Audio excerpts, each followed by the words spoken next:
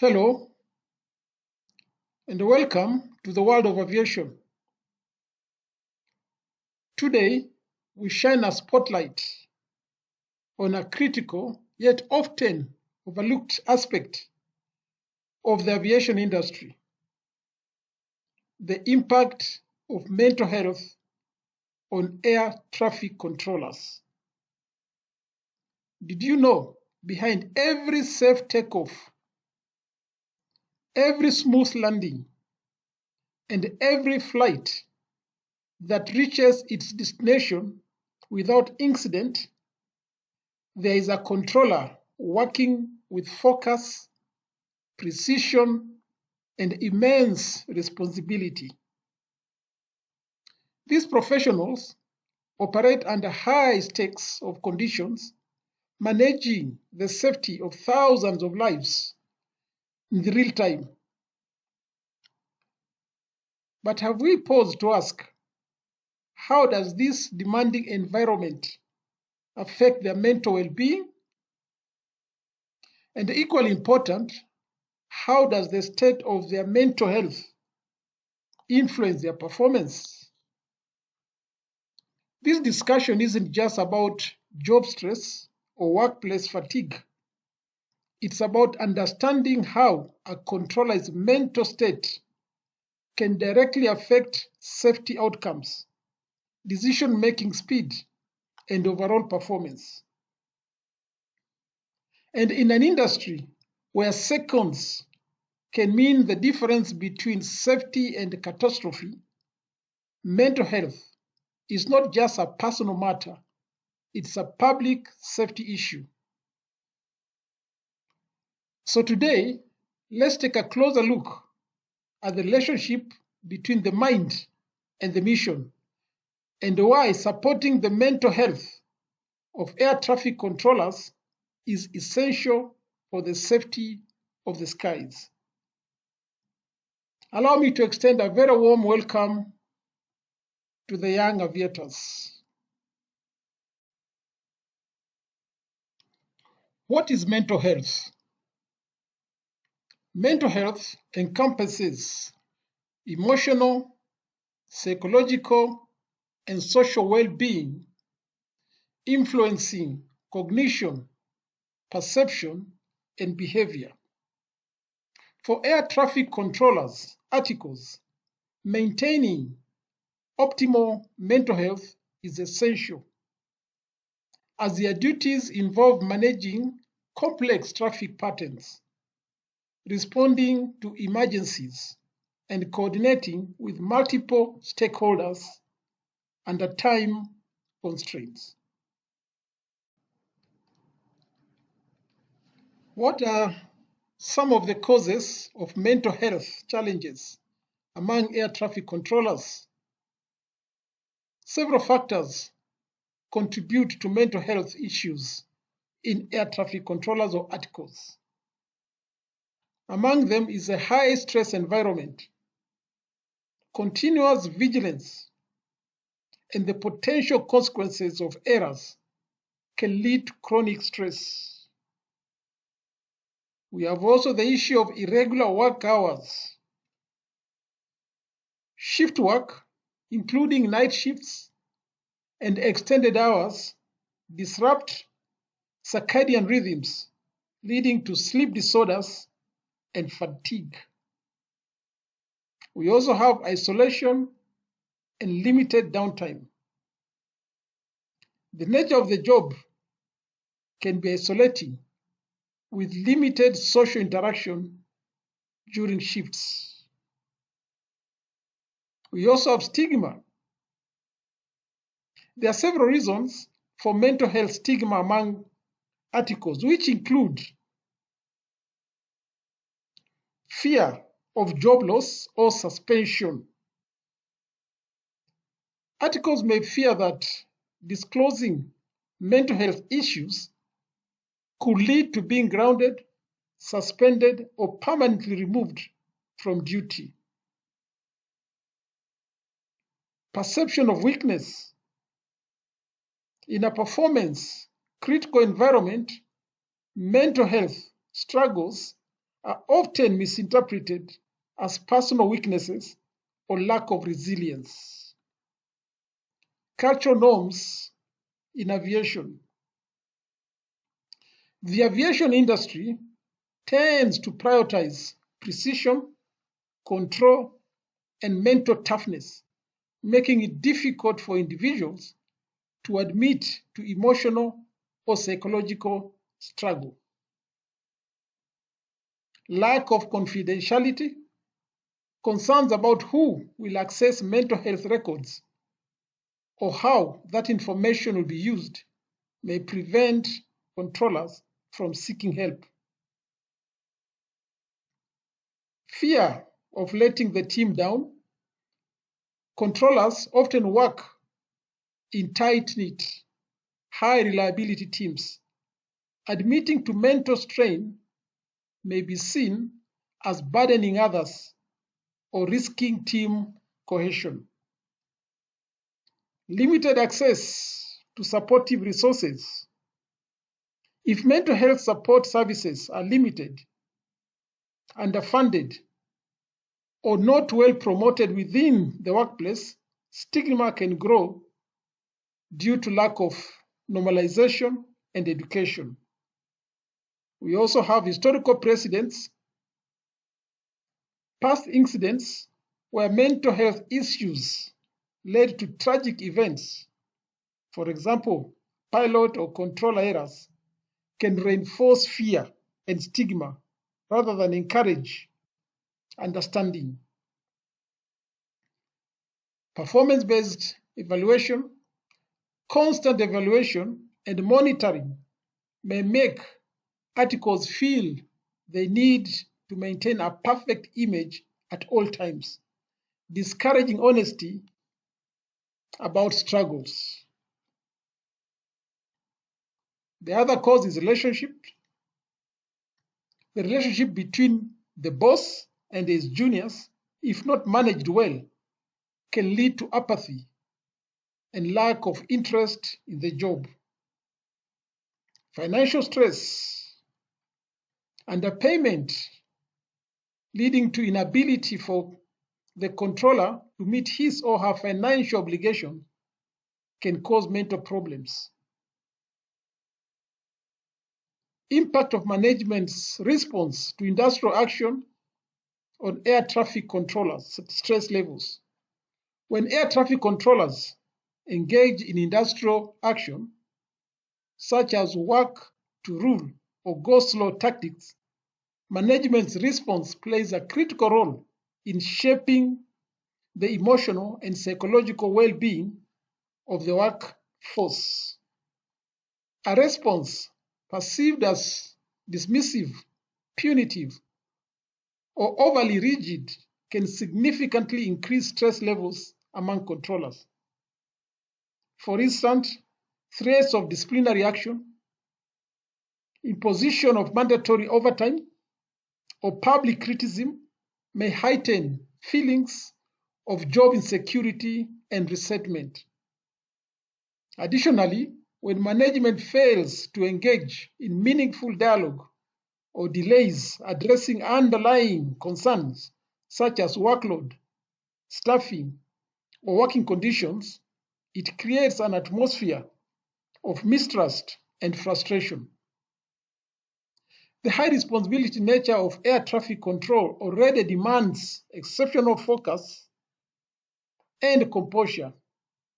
Added pressure from unresolved labor disputes and strained relations with management can compromise mental health and job performance.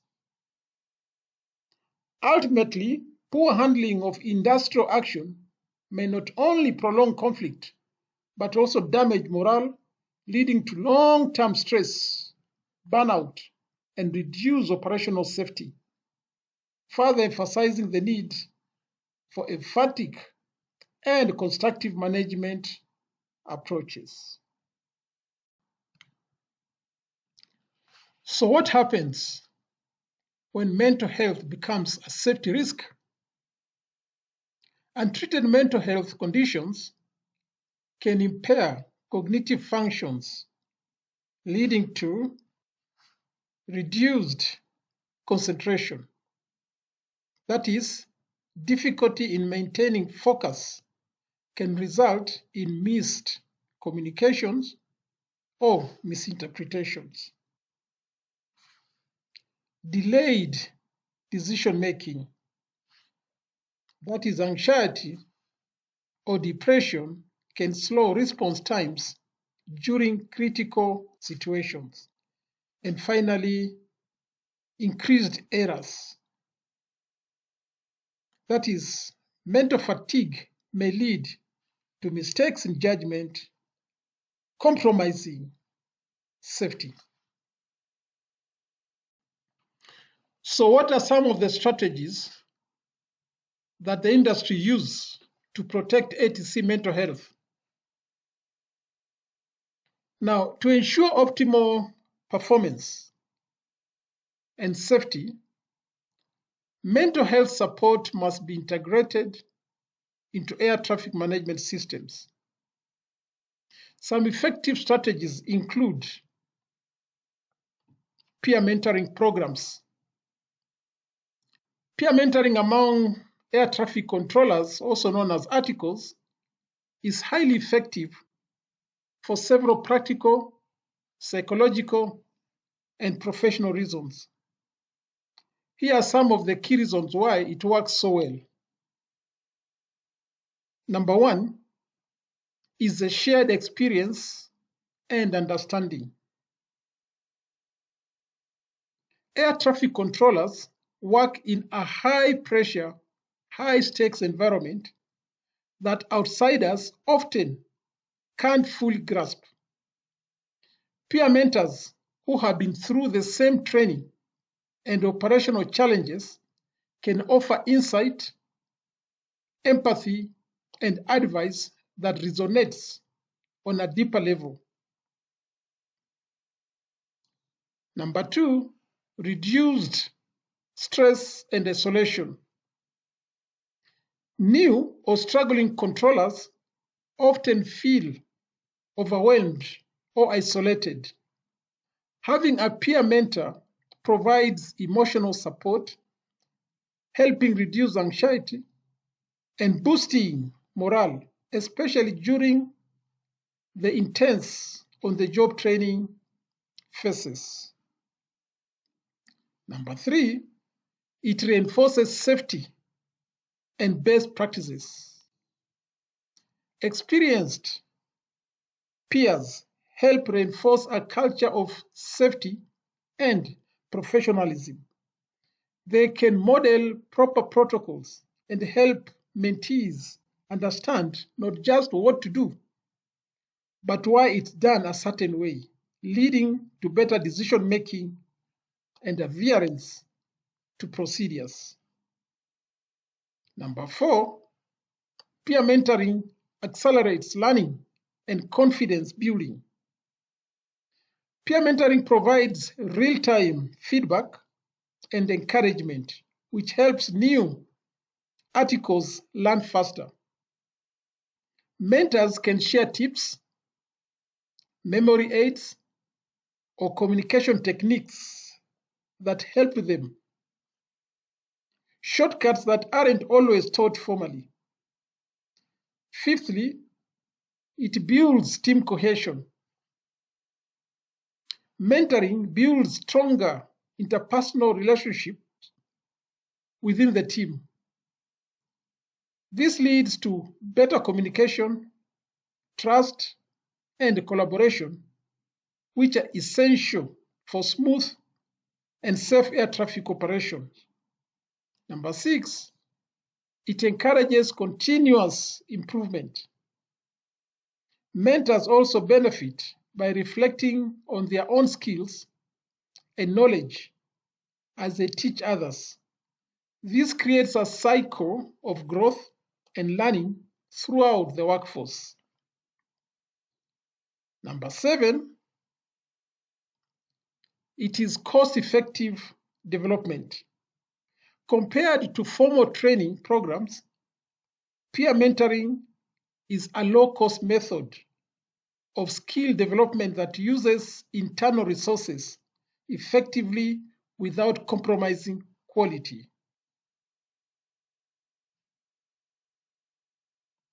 And number 8, and finally, peer mentoring improves retention and career satisfaction.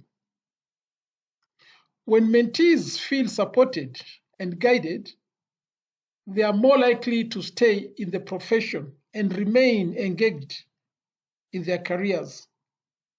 Peer mentoring improves job satisfaction and helps reduce turnover. Also, the other strategy is access to professional counseling. Employers should provide regular, confidential access to mental health professionals experienced in aviation psychology. Also, another strategy is stress management training. Controllers should receive training on mindfulness, emotional resilience, and coping techniques tailored to shift-based work environment.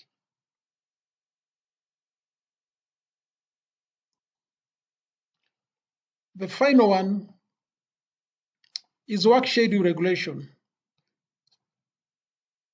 Strict adherence to work rest cycles must be maintained to minimize fatigue related to stress and cognitive decline. What is the role of mental health in aviation law, and why is it important?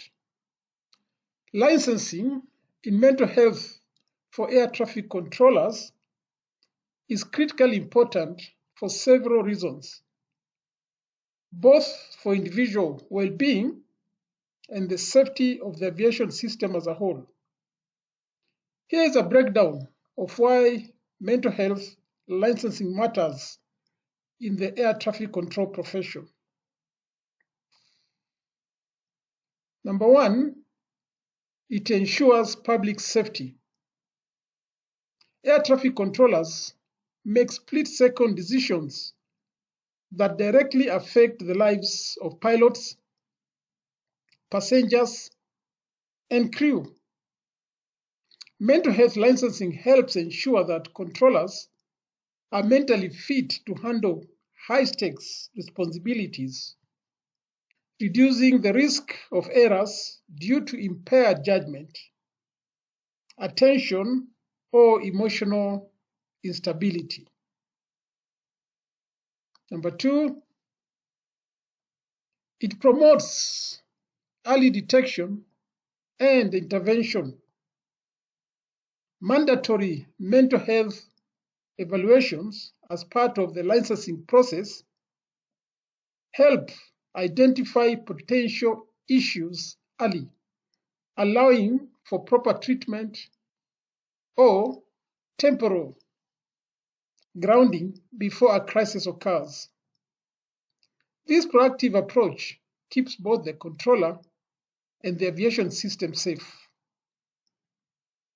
Number 3, it establishes professional standards. Licensing creates a consistent, standardized process to assess and monitor mental fitness. It ensures all controllers meet the same criteria, fostering trust in the aviation industry's ability to self-regulate and protect the public. Number 4, it reduces stigma around mental health. When mental health is built into the licensing and routine checkup process, it becomes normalized rather than taboo. This encourages articles to speak up, seek help, and stay healthy without fear of judgment or automatic disqualification. Number 5, it protects career longevity. Regular mental health evaluation through licensing help controllers manage stress and burnout, both of which are common in high-pressure roles.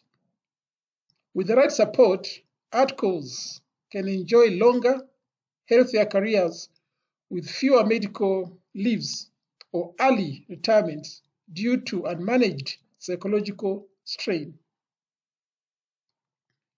Number 6, it is legal and ethical responsibility. Aviation authorities are legally and ethically responsible for ensuring air traffic professionals are fit for duty. Licensing that includes mental health safeguards them against liability and fulfills their duty of care to both workers and the public.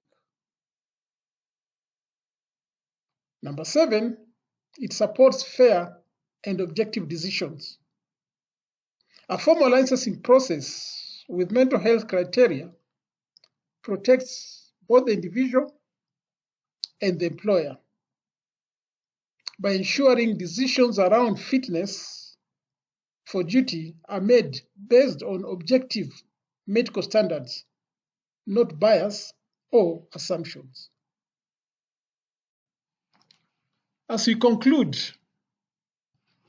let us not overlook one of the most practical yet powerful ways we can support our air traffic controllers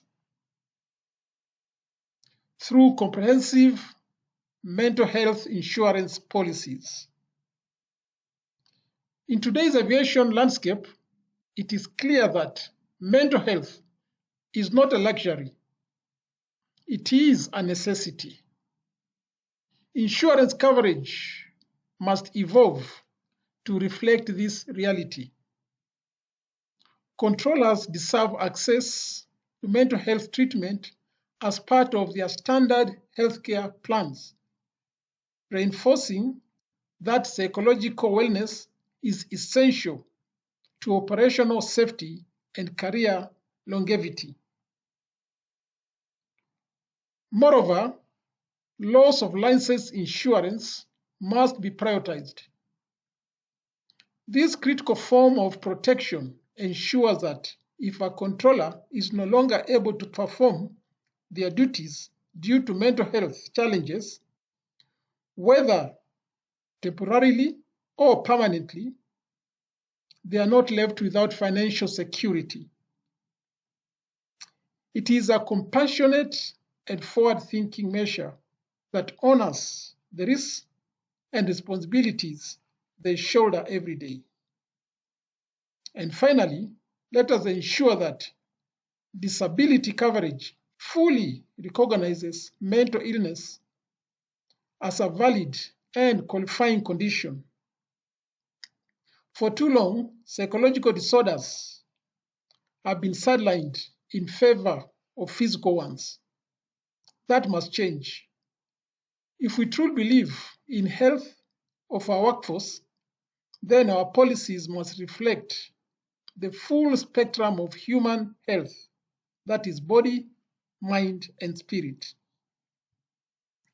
Together, let us continue building a culture where support is comprehensive, stigma is shattered, and every controller knows they're not just valued, but protected.